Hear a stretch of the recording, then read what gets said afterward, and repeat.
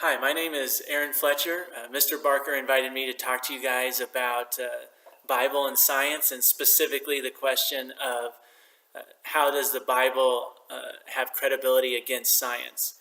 So the first thing I would say is this is a difficult and perhaps arguably a terrible question. But before we get into that question specifically, one thing I would highlight first is that the Bible doesn't require science to find credibility.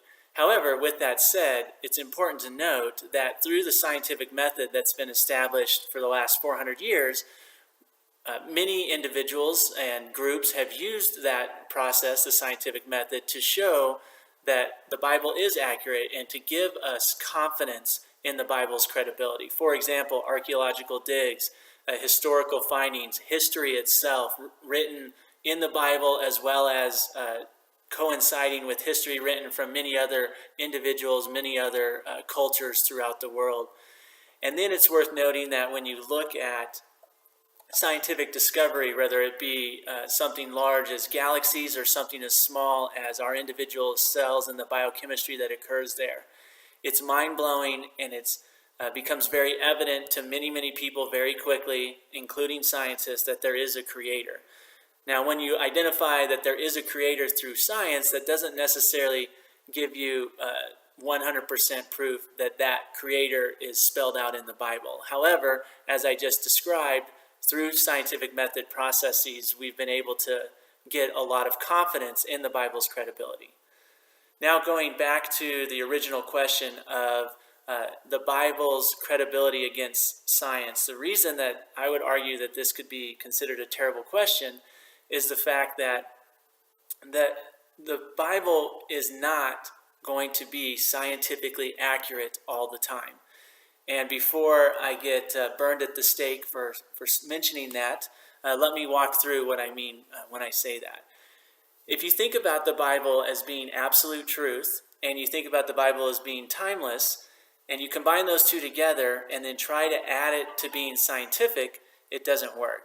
So absolute truth and timeless, as well as scientific, begins to not work. For example, if it was absolutely scientifically true, we would not understand it today, and it would not be timeless. We certainly wouldn't have understood it 2,000 years ago, and quite frankly, we still wouldn't understand it 2,000 years from now, because we don't know everything about science.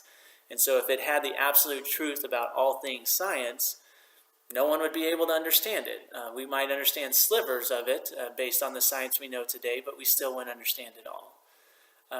However, what people will oftentimes do is assume that this means, because we believe the Bible is absolutely true, it means that it tells us everything about every aspect. And we have to remember the Bible's purpose is theological. It tells us about who God is. It tells us about why we are here, how we fell, and how through Christ we can be redeemed and resurrected with God again. And that's a very theological process, and through that, the Bible is absolutely true, and because it is theologically based, it's also timeless. As a case in point of being absolute truth and timeless and not working to be scientific, we can actually go to the Bible and show how this plays out. So if you look in Joshua chapter 10, there was a battle raging on. Just as remind ourselves, in Joshua, you have the Israelites coming into the promised land and having to take over that promised land that the Lord has promised to them. In order to do that, they go through and have different battles, etc. Joshua is quite an exciting book to read, and brings about a lot of interesting stories. And one of those occurs in Joshua chapter 10. And what happens in this exciting and fascinating story is that in order to finish the fight, they're winning, but they need more time.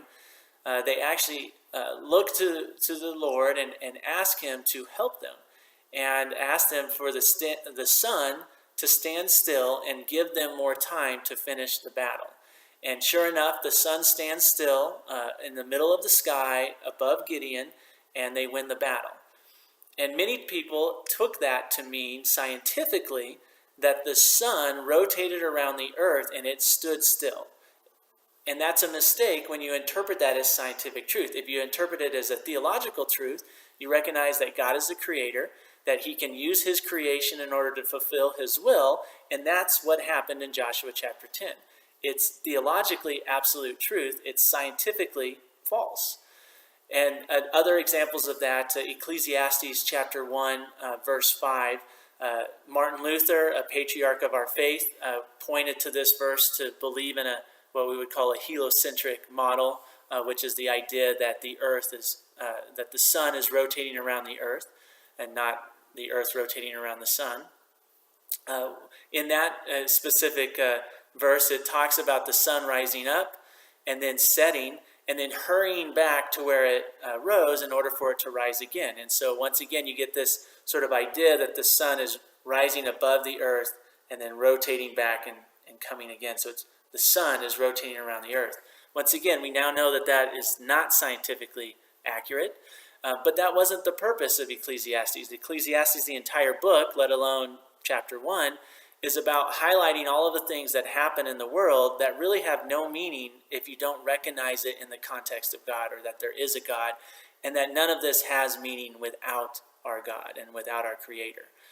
And so we have to be very careful to not take examples in the Bible that are designed for theological truth and assume that that means scientific absolutes. When we do that, we may totally miss the purpose of what God is trying to share with us in the first place. So I hope that this is helpful as we talk about what is science and the Bible, and how do they conflict or how do they work together. And quite frankly, there's a lot more coherence than there is conflicts, despite what you may hear or what you may think. Feel free to reach out to me. You can ask Mr. Barker for my personal phone number or email if you have any questions and would like to talk about it more directly. Thanks a bunch and have a great evening.